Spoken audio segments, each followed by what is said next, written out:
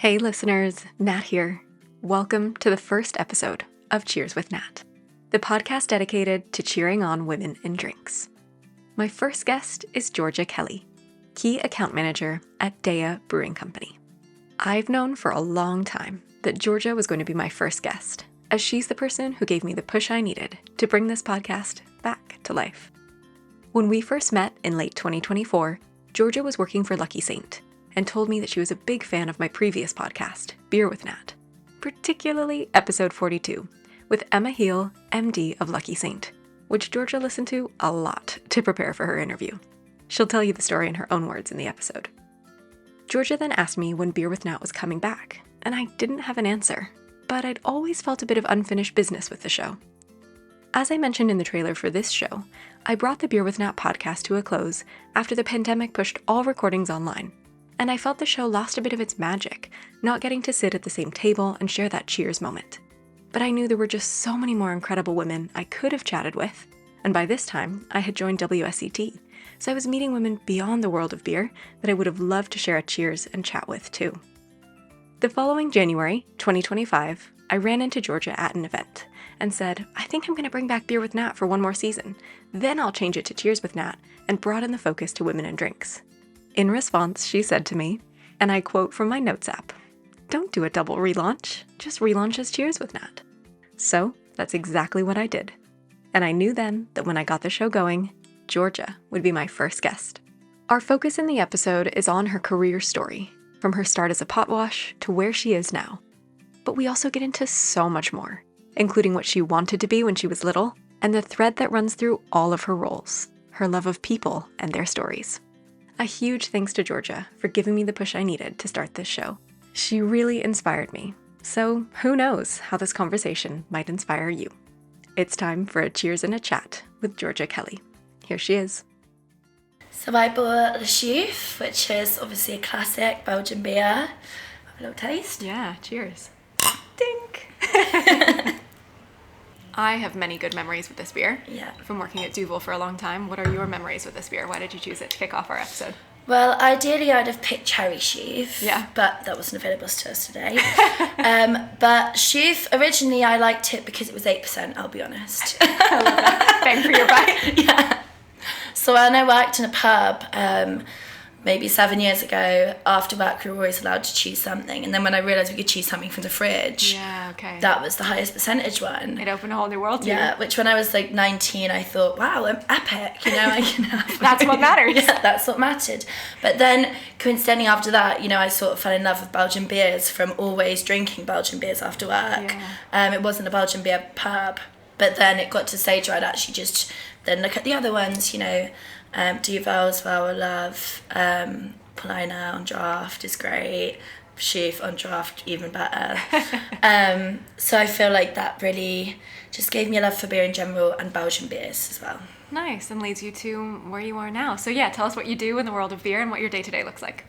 So I work for Dea, which is a Cheltenham-based brewery. I feel like if you're listening to this podcast, you probably know what it is.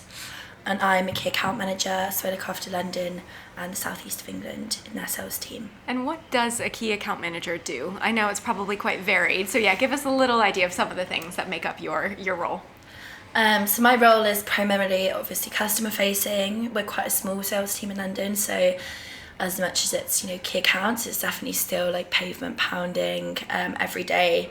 It's pretty cold today. It was snowing a few days ago out on the streets. And you're still out and about on those days, yeah. But it's sometimes on those days where it's raining or cold, it's when everyone feels sorry for you, so they buy a beer, which is so good days to be out. Which is good. I mean, that's good. Good business skills. I love that. I was going to ask for your advice later, but we get right into it. So it's really visiting lots of venues, some that are current customers and kind of checking in, and then visiting new potential customers to say, here's what we do, here's why you should stock us. Yeah. I feel like as well, because Dea is quite well known, we've had at least contact with most of the, amazing pub groups in London, like Graceland, we work a lot with. They've got amazing pubs. I mean, most of the lovely craft beer pubs, which you can get into, but there's so many, gorgeous pubs that even I didn't know existed. But then, I worked at Lucky Saint before, and now working with Dea, which is more craft heavy, you really do get to see like the extent of like how amazing the pubs are in London, all over. Yeah, it sounds like quite a fun way to spend time, but a challenging way to spend time as well. Yeah, it's not just, everyone of my friends just think all day. Oh yeah. Yeah, what are some of the tough bits of the job? Visiting pubs all day. I feel like Pros and cons. Yeah, I think obviously you spend a lot of time on your own, and I think the usual time where people will be going on pub crawls like I do every day, you'd expect that to be a very social thing to do, but often in between pubs and spending a lot of time on my own, chatting to a lot of different people can get tiring after a while, because you have to be quite upbeat all the time. But I mean, the joy of it is also the cons, because I mean, I get to meet so many amazing different people. You know, I have friends now like all across the city from just my job, which is really amazing. Yeah. Are there certain types of pubs that you always go to, or are there sort of like hidden gems or unexpected ones that might take you on that you wouldn't think, you know, from looking from at the outside, that they might be your ideal customer? I think that's a tough one. I think, to be honest, most craft pubs would take us on. Daya, obviously, being as premium as it is, sometimes can be expensive for people, which I think is probably, for some pubs, as much as they'd love to have us on, can sometimes be a challenge or something that I'd have to work on to allow them to get it. Yeah, definitely. But it is an incredible product, and it's worth it. Yeah, there we go. Good sales pitch. So let's talk a bit about how you got here, and we're going to go all the way back. I want to know when you were a kid. Yeah. I mean, I don't think most people imagine being a beer salesperson whenever they're little, because we don't know about beer at that time. What did you think you were going to do whenever you were young and you were thinking about being an adult and growing up? And is there any parallels that you found between that and what you do now? So when I was younger, I wasn't actually as outgoing. I was a bit loud, but I was quite insular, so I really loved literature, I really loved writing. Like sometimes I'd read a book in a day. I'd take out 13 books at a time from the library. Oh my gosh. So I was like a huge reader, and being an author was like such a big thing that I wanted to be. But I think really through that, what I discovered was a love of people's stories and a love of people. Like I think I felt maybe quite a lonely child, so sort of connecting through books with all of these characters and all of these different lives, and I was at quite a young age reading quite adult books, so I think even that I really got to know like people from different places where I wasn't from, which is why I think I really loved books. It took me out of my own space and, you know, allowed me to connect with other people through language. Wow. Yeah, I read, every time I interview a guest, I stalk them on LinkedIn, and I read that you had a degree in English Lit and creative writing, and I thought, oh my gosh, do you still use that now? Is it as a hobby perhaps, or do you find any way to work it into your work? But that makes so much sense. You loved reading when you were little. And yeah, do you have a way to keep that hobby alive now, or maybe it's still through reading now? Well, when I worked here at the Market Coffee House where we are, I met Jeanette Winterson, who is one of my absolute favourite authors of all time. She wrote Oranges Are Not the Only Fruit. She's one of the best queer writers, I think, currently in the UK. She was a regular here. So immediately when I was interviewing and I said I'd loved books, they said, oh, Jeanette Winterson drinks here all the time. I said, please, can I have this job? Oh, what a connection. Wow. And then I had many a glass of wine with her in the end. So even at stuff like that, I think the history of a lot of pubs as well is something I'm really interested in. The stories, there are so many stories that surround pubs. Working in bars, you hear stories all the time. Yeah, true. So I think having all of that, there's lots of ways that you can connect. I still write poetry. For myself, I go to pubs to go and listen to poetry or to listen to music in pubs. So I think definitely that cultural aspect of my degree, I definitely do take into my love for pubs, so they are connected. Wow, yeah, I can see a book from you in the future with all of these pub stories that you've collected over the years, the different places you've worked, the different places you've visited, and when you're doing your sales. Oh, I think that'll be really interesting. I like that. So they're kind of weaving in and out right now, and then someday in the future you'll be able to go back to writing using all these pub stories. Hopefully. And that's why you're loving what you're doing now, because you're collecting all the stories, yeah, in addition to then selling this wonderful beer. Yeah. So yes, we're recording at the Market Coffee House. We're in Spitalfields. They very kindly hosted us in their upstairs, which is just such a beautiful space, as is downstairs. Tell me a bit more about your career journey. So you've worked in hospitality. What kinds of venues, and when did you make that switch from being behind the bar to then being on the other side of the bar making the sales? So I started off at 13 as a pot wash. Wow. Which is pretty classic. Yep. Yeah, as much as I love books, I also wanted to have a bit of freedom. Have some money, yeah. And have some money. So yeah, I was like cleaning the grill. I'd come home absolutely stinking of like after a Sunday roast It was awful. Oh, God. My mum barely even let me in the car because it smelled so bad. So yeah, that was the start of my love for pubs, just smelling. But I think even with that, you know, I was 13, but I was working with a lot of people. It was a female-run pub where I'm from, in Shropshire. And I was working, you know, with all these older people. They were outside taking smoke breaks, and they were chatting about people they were sleeping with and the gossip of the old men behind the bar. And I was like, wow, this is like, you know, people, I'm always being treated like an adult, you know, they're talking to me like an equal, which I thought, oh great, I kind of love this. I have my own little life outside of school and outside of, you know, my home. Yeah. But then after that, I was like, right, I'm kind of sick of being a potwash now. I looked at the waitresses, they'd come in and they just chuck, you know, dirty plates in my little hovel, no window potwash. And I thought, I really want to be a waitress now. I'm out of here. I want to be the one chucking the plates. Yeah, I want to chuck the plates. And also I'd say, like, I'd be nice if I was chucking the plates. So anyway, yeah, then there's a pub in the village where I'm from called Cockshut, no pun intended. And it's a little pub called the Leaking Tap, and it was a family-run pub. And then I became the only employee that wasn't a member of the family. Oh, wow. So that's a big step. It was a big step, yeah. And it was sweet as well because I sort of became a part of their family in a way, really, really got on with them. And the village I'm from is tiny, so there's not a shop, there's literally just a pub. You if you wanted to walk near a shop, it'd take you an hour and a half. Wow, so it is the centre of the community, and that's why it's so important. Exactly that. There was like 12 same men would come in. I'd know what their wives were called. I knew what they had for dinner the night before.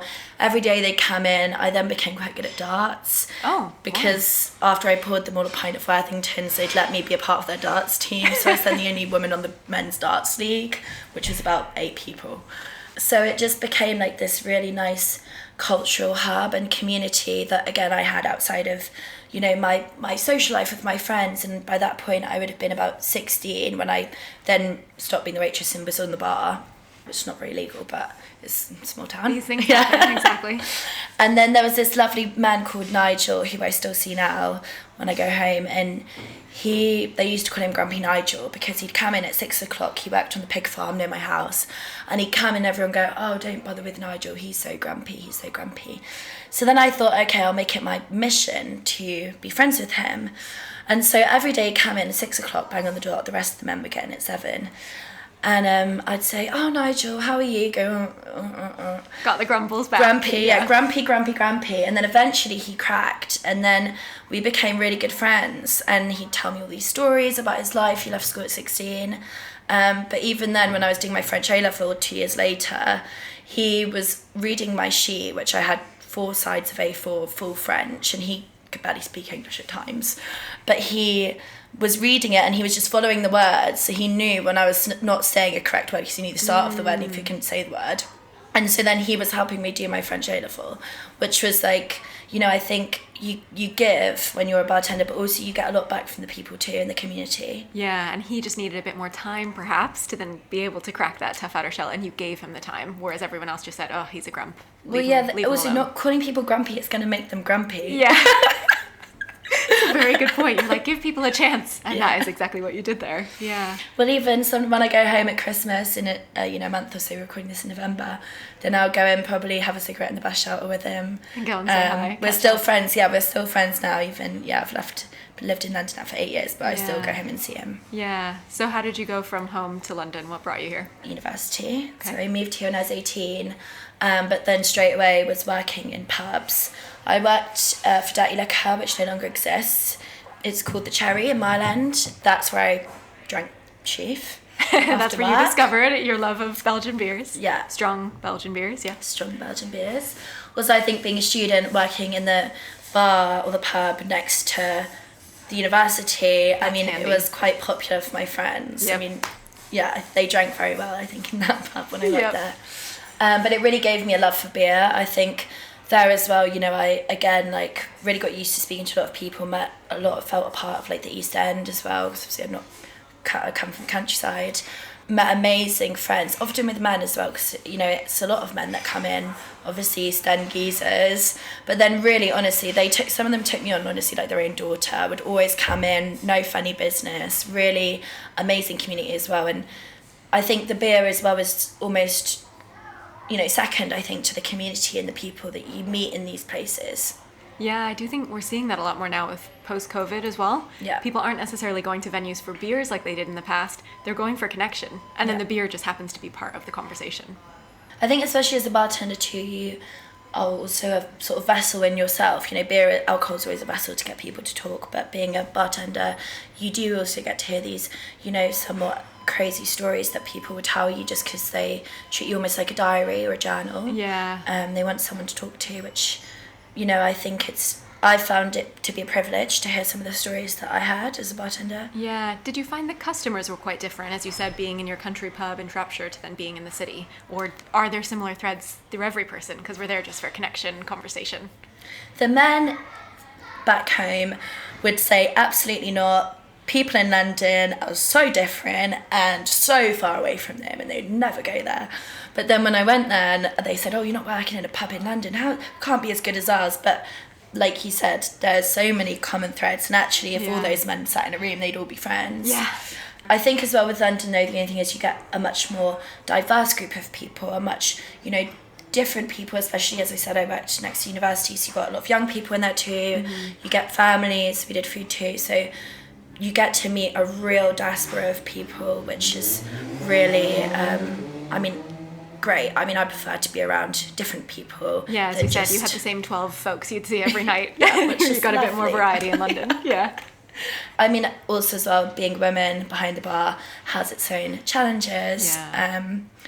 But I think, you know, tried to hold my own at times, and sometimes you're not always supported by the management, but I think you've just got to really push, and the benefits of the job definitely were much better than that. Yeah. And where did you go then from your East End pub? How did you get to... So then I left there because I was sick of Mile End at that point. I, you know, was studying now and working there, so I thought, great, I'll look in Shoreditch, came across the Market Coffee House, and as soon as I walked in, it's ran by a lovely couple called Kay and Peter, their husband and wife, and their daughter Catherine is the general manager. So it's a very family-run place. And this, I mean, I came in, Kay sat me down, we had a drink, she told me about Jeanette Winterson, and I just felt this warmth. You know, they have these jazz nights, there's jazz always playing, it's wooden, there's sort of history you can tell, and also a lot of women behind the bar, which is something that really drew me to work here. Yeah, and quite a big change from what you were used to. Yeah.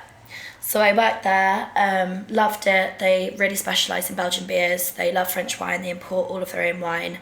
Peter drives to France in a van and then brings it all back. Oh, wow. Commitment. Commitment, yeah, but the wine is great too. And yeah, the beers loved. They have a lot of craft beer too, so I got to meet, obviously, a lot of reps.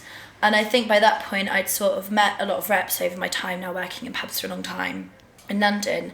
And I'd always sort of, again, a bit like the waitresses when I was the pot wash, I'd see them sort of swan in when I was sort of behind the bar, and I'd think, oh God, that looks so fun. You know, you're always chipper, you're not stinking, you're not covered in beer, you're having fun, and you're chatting to people, which, I mean, I thought was the best part, or not, I was the best at doing my job, was like the conversations with the customers. Yeah. I know I'd spill drinks all over them, but at least I'd have a good chat with them. You'd be friendly enough that they'd forgive you. Yeah, that's the thing, they would forgive me. I spilled so many drinks. But I think, yeah, it's the conversation and the sort of upselling that I love to do. So then I thought, wait, these two things I could then combine them and transfer, and end up on the other side of the bar. Yeah, Okay. which is, you know, now I've realised it is as fun as it looked. Good. I'm pleased to hear that. It's not just that mirage of like, are we thinking the grass is greener, right? You're behind the bar and you're thinking, oh, maybe being in front of the bar might be better if I was on that side. Yeah. And you realize it is a good place for you as well. So Lucky Saint was the first time that you got to do that sales role, is that right? Yeah, Lucky Saint, who at the time, like, and still now, like, I couldn't have been more grateful for giving me the opportunity, because I didn't really know at the start. I kept searching.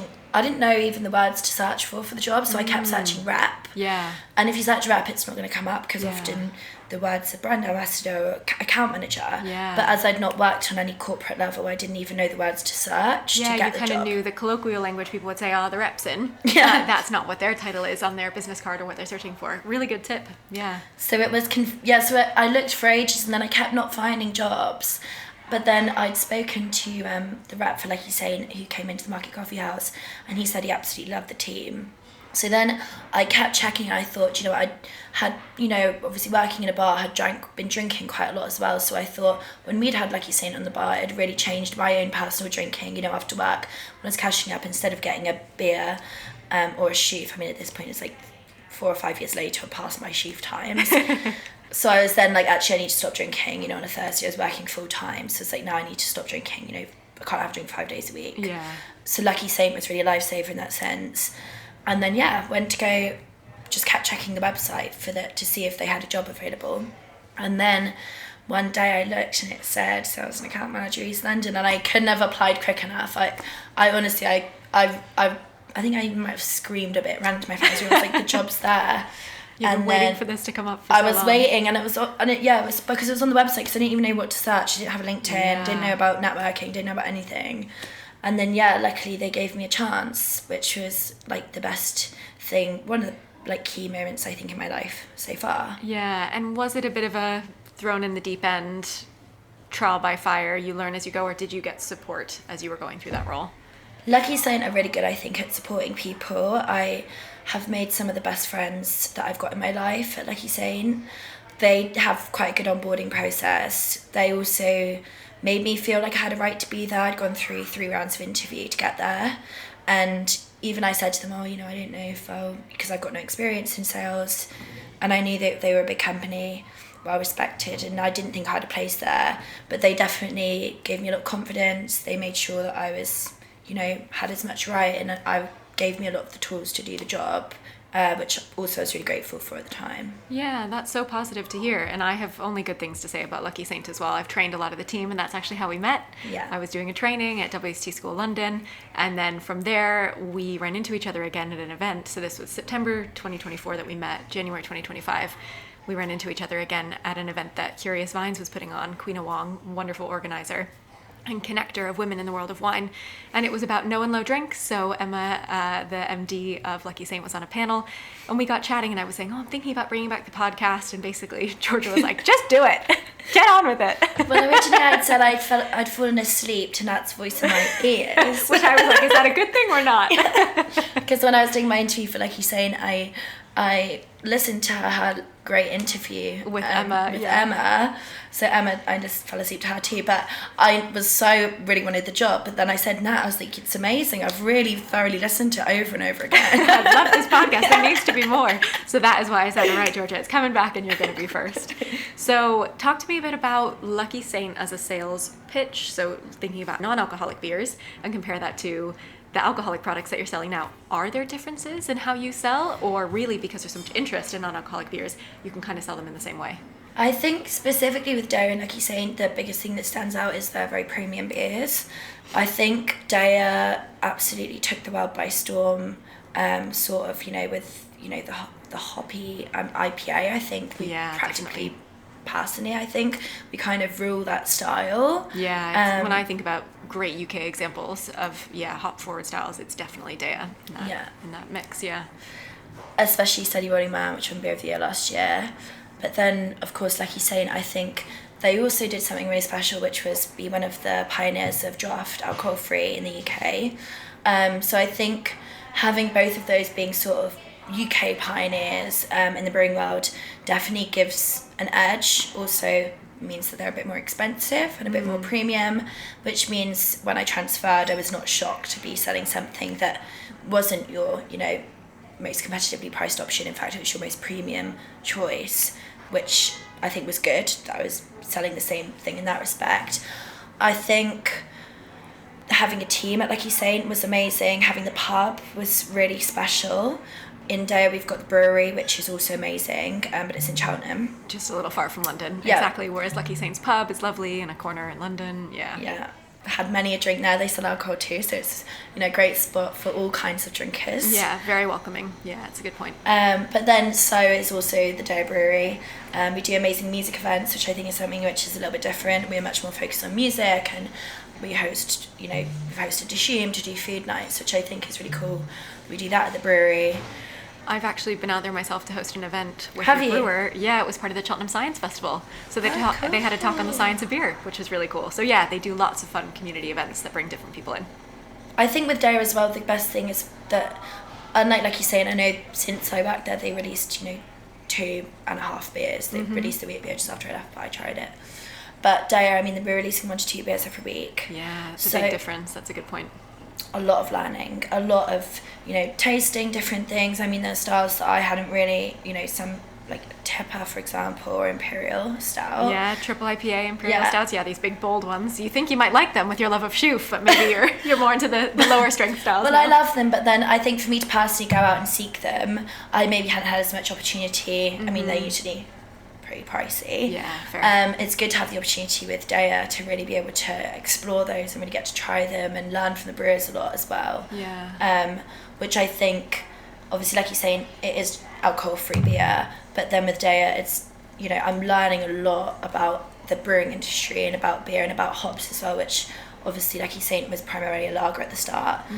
So really learning about all of those things has been really helpful. Yeah, it's a great point. They're both beers, but they look at the world of beer very differently, whether you've got the sort of malt-driven lager style that is all about accessibility and low strength, versus you've got all these really creative beers that are, as you said, using all these different hops, different aromas, different flavors, different levels of bitterness, and a new one every couple of weeks. That's a lot to wrap your head around, from going from one main product to constantly evolving. Well, that's why doing things like WSET is really helpful. I appreciate the pitch. Which I did actually when I was at Lucky Sane. But then obviously when I moved to Daya, I think even that gave me some confidence to be able to feel like, okay, I can explore these styles and I am able to have a voice in these styles. You don't have to know everything, but having a good basis from training like that. The Women in Beer course as well, obviously. Amazing. Very helpful. Yeah, I'm really pleased to hear that. Oh yes, let's talk about the mentorship program. I was going to ask about key skills in your role, but we'll come back to that because maybe some of them you picked up in the mentorship program. So you're a part of the Women in Beer mentorship program. You're a mentee. How did that come about, and who are you partnered with, and what was your goal there as part of the mentorship project? So I first heard of it because Rachel Orty gave a talk at Lucky Saint during, I think it was International Women's Day a couple of years ago. She mentioned the scheme, and then I think that was the first cohort she was talking about. And then I'd heard her talk about that, and I thought, wow, what an amazing thing to bring women together in beer. I mean, I'm very passionate about women on all levels of the beer industry, from hospitality to chefs to consumers, and of course then, brewers and everyone, beer people. And then, was following then Emily Tassin to see when the next one was, and when I saw it was released, applied straight away. And then, I was really lucky to get a place on the second cohort. They also they give you level 1 WSET beer as part of the program. You have, your network is massively extended.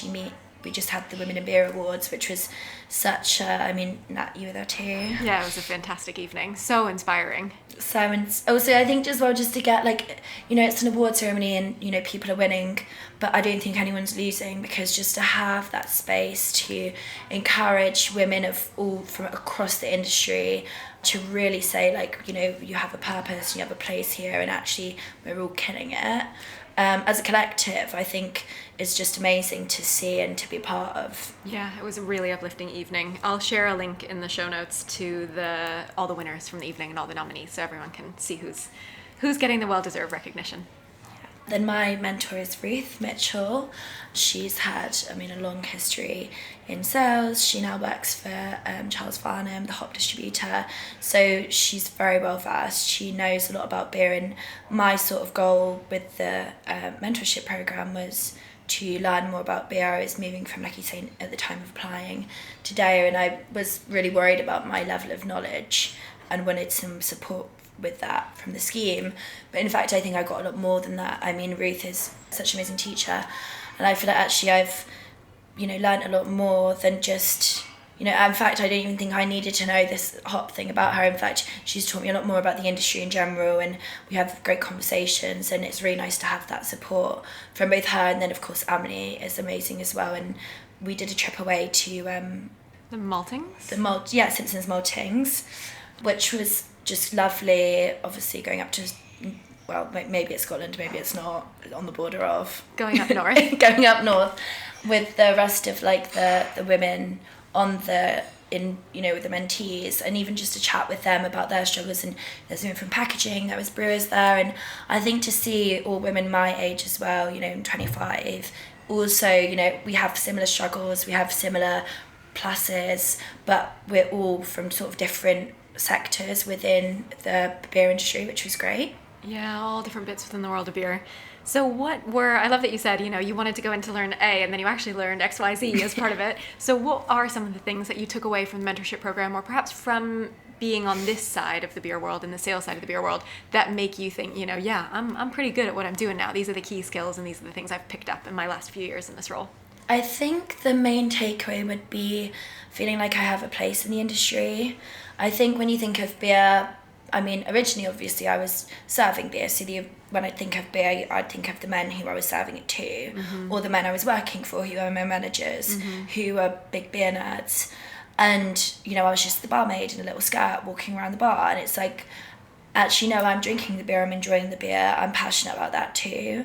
And then when I moved into the industry, I remember when I went to London Craft Beer Festival and I was talking to a man, and I'd said I'd worked at Lucky Sane, and then we'd been talking about beer for 45 minutes, and then at the very end he turned to me and said, "Oh, do you actually like beer?"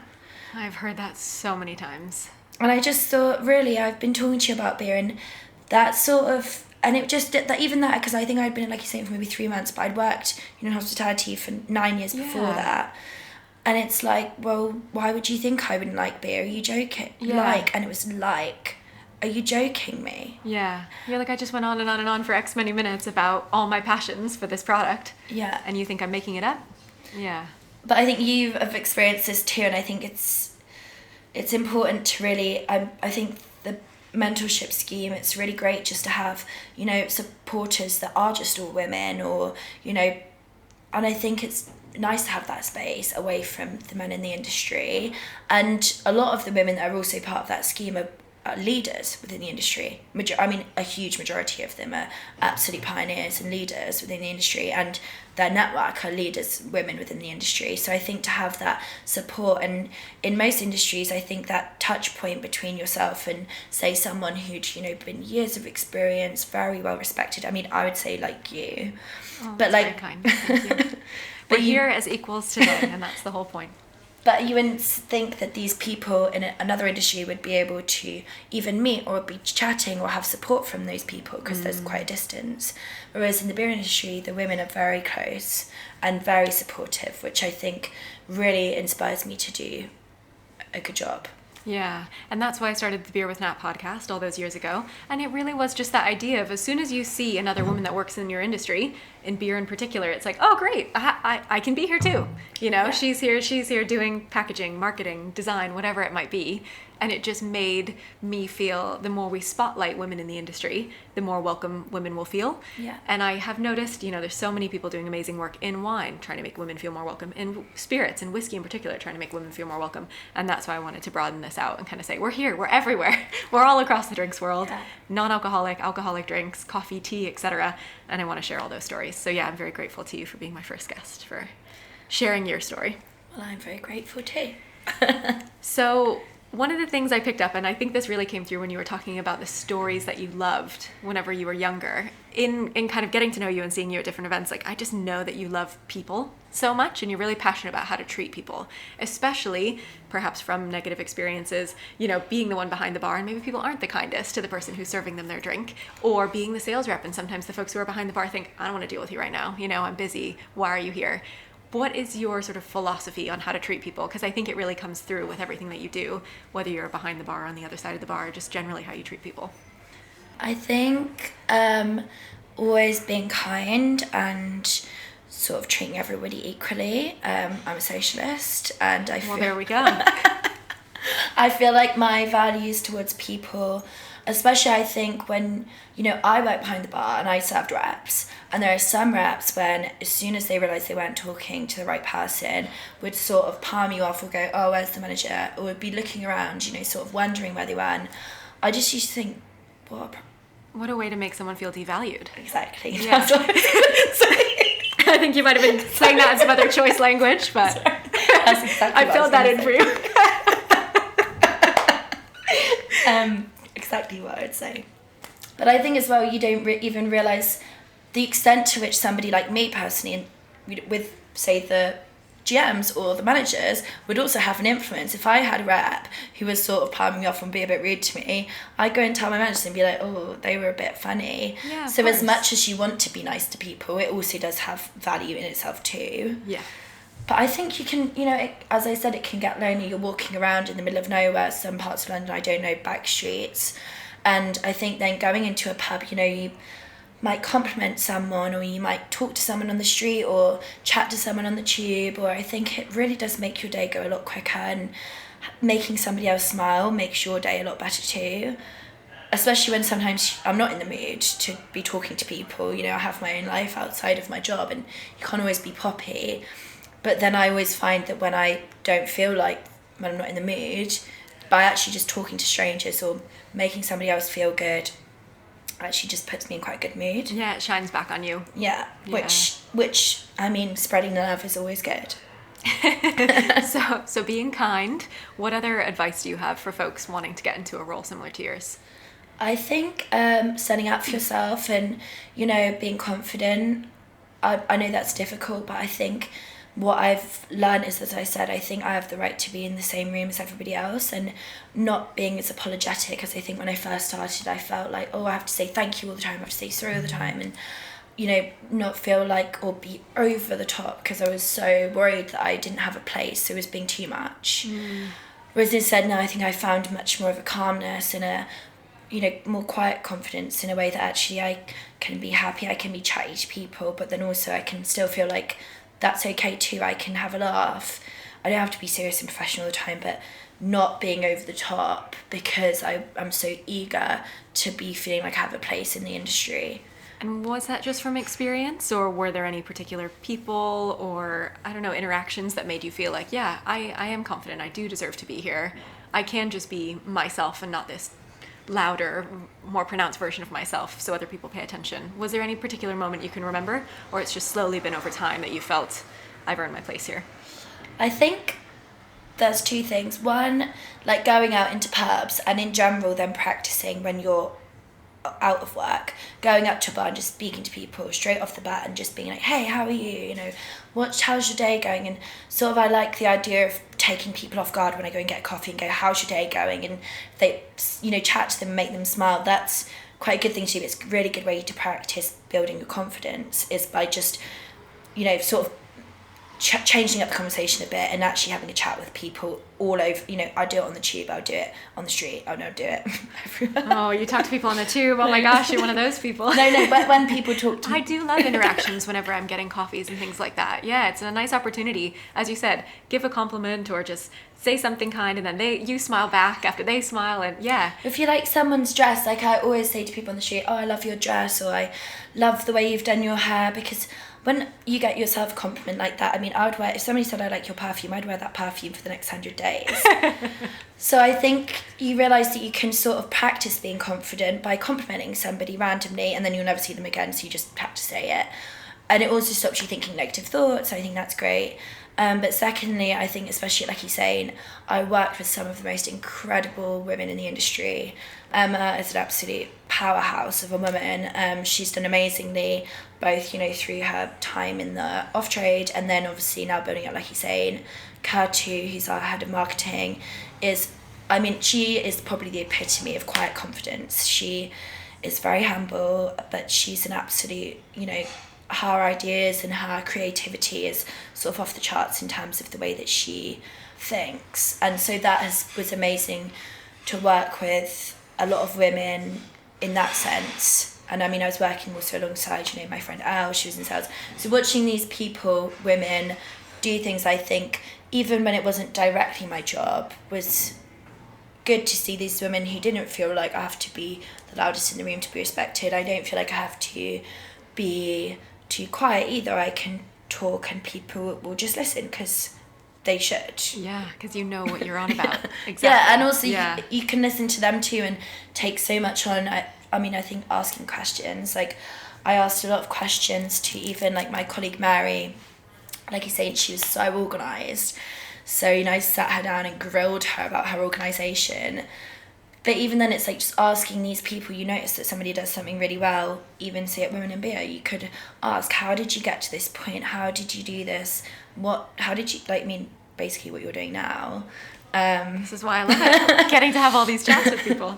But I think hearing other people's how they do things, or even their ways of working, when you notice that someone does something really well, just saying, like, how do you, say you know someone's organised or on time, how do you do that? How do you structure your day to be able to do that really well? Yeah.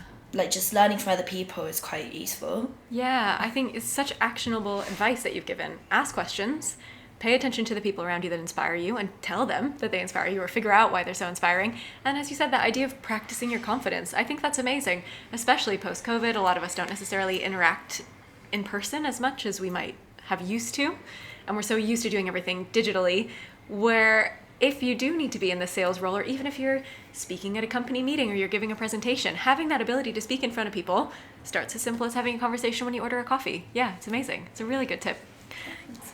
You also mentioned giving those compliments kind of takes away or makes you stop thinking any negative thoughts if we're looking for more positive things. You are also a mental health first aider. Tell me a bit more about that. How do you become one? Why did you decide to do it? And sort of what help are you able to provide colleagues, friends, others that you impact through that role? So it's really good at, like you say, everyone is a mental health trained first aider. Wow. Which is amazing. One of my friends, Lydia, actually works in the mental health first aid England, does amazing work with them. I think they're one of the best charities. I mean, you do learn support about, you know, you sort of do a 2-day course, learn about 5 or 6 like of the most key sort of mental health disorders or challenges, and then also learn the signs and then how to speak to people. Again, it's all about conversing in the right way and choosing your words. And I think even, you know, there's some things, I work with a lot of different people from different generations too, and there was some language about gender and identity and how to approach that. And I think especially when, say, you're working in sales or say you're conversing with people a lot, actually now more than ever, the gender and identity conversation is more key. Yeah. Speaking about mental health, I think it does have specific language and it has a way that you should talk about it, and that was really drilled into everyone, which I think is great for everyone to be on the same page, to have really neutral and kind language, and also learning the history about some words, which is really useful. I think on top of that, you know, Chris Hall started Band Chef, which I think is another really amazing charity that sort of provides free therapy and education for people in the hospitality sector. I know we worked a bit with them at Lecky, but I think they're a great charity too that champions mental health, especially for chefs and hospitality workers, which I think is even more important, to be honest, than people in the beer industry, is those hospitality workers. And I think that's why being kind is important, because the hours that people work and dealing with people I mean, at least I'm walking between pubs and I'm chatting to people and getting tired. These people are full on 10, 14-hour shifts sometimes. Yeah. It's tough and it does affect your mental health. With no relief, yeah. I think it's really interesting what you said about language there, because it really brings me back to the start of our conversation when you were saying how much you love reading and creative writing being an important outlet for you. You're learning the language of beer, you're learning the language of mental health, like picking up all of these different lingos, and it just adds to the language that you are already really fascinated with and interested with in that world of creative writing. So I think it's really 100%. Interesting, these threads that are still there. Lastly, I think as well, from working behind a bar, I did swear a lot. And I think my biggest learning has been to really monitor my language too, and make sure, to also make sure, you're not just being so jovial and swearing a lot. A little tip on language. No, there. but I think that's a great one. Language is a tool. I mean, sometimes you can say some words, but so long as it's in a positive, useful way. Well, my last question before we get to our little last call round, we talked a bit about what got you into the drinks industry and really starting in a pub at a young age and finding there was a place for you and kind of looking up at the next role to continue moving on. What is it that keeps you here? Well, not to sound like a broken record, but the people, the community. I think when I was working in the alcohol-free space, there was a distance between the craft beer scene, because I think they're maybe slightly more aligned as well to the wellness space, whereas I'd spoken to people in the craft beer industry, and I was jealous of them, and I thought, wow, this seems like such a great community to really delve into. And I think now, you know, I'm so much a part of it, and I've met the most amazing people even since I started at Daya. You know, the scene in craft is so, because I mean, obviously with, you know, big pubs and big beer, I mean, it's taking up a lot of our space. And I think to meet those people that are really passionate about free houses, really passionate about good drinks, really passionate about trying to keep everything like cost effective, but also just bringing, I mean, I think, you know, free houses are the ones that are in independent venues, are the ones that are really keeping the hospitality sector alive, but they are dwindling. So I think to have like the people running them and the people who are passionate about selling amazing beer to them is just like hand in hand the best thing. Yeah, getting to hear their stories, support them, work with them. Yeah. And keep it up. Amazing. Okay, last call. Quick questions, quick answers. I've got 5 questions for you. Do you have a favorite beverage-related book, podcast, or program? Yeah, mine is actually the Lock-In Pub podcast by Morning Advertiser. All right, I haven't listened to it. I need to give it a go. It's really good. They did a really good one on the history of the names of pubs, which I'd really recommend. Oh, fun. That one was quite fun. Okay, cool. What are you streaming or reading right now? I recently just finished Tart by Slutty Chef. Oh, I saw that at the bookstore yesterday. I've heard good things. Amazing. It's written by a female chef, and she basically talks about her love for food, her sexual exploits, and sort of, you know, trials and tribulations of being a woman in the hospitality sector. Industry. There we go. Good plug. Dream drinks destination you want to visit? Munich for Oktoberfest. Oh, amazing. I went once, but I wasn't in the beer scene then, so I was just there to get drunk, and I need to go back again with a bit more respect, I think. We can go together. We'll go together, perfect. Who is one celebrity you would like to share a drink with? So I had 2 options for this. Bill Nye, 100%, but then Anthony Bourdain, of course, if he was alive. Yeah. But Bill Nye alive. Both options are fair. You know, if we could bring back Anthony Bourdain, we'd allow that. All right, last one. If you could only drink one beverage other than water for the rest of your life, what would it be? A nice cold lager. Oh, nice. Yeah. Just Through a and through, cold you're lager. committed. No, I feel like I'd need a bit of alcohol in there. Yeah, right. I'd be sad I couldn't only one. have another drink. Amazing. Thank you very much for your time. It's been so great to chat with you. You too. Thanks so much. And that's a wrap on the first episode of Cheers with Nat. You'll hear from Georgia one more time this week. Keep an eye on my Instagram for the launch of Guests Best, a new reel series where each podcast guest shares some of their favorite hospitality hotspots. Then join me next week for episode 2 with Karina Agarwal, better known as Gigglewater 411. Cheers.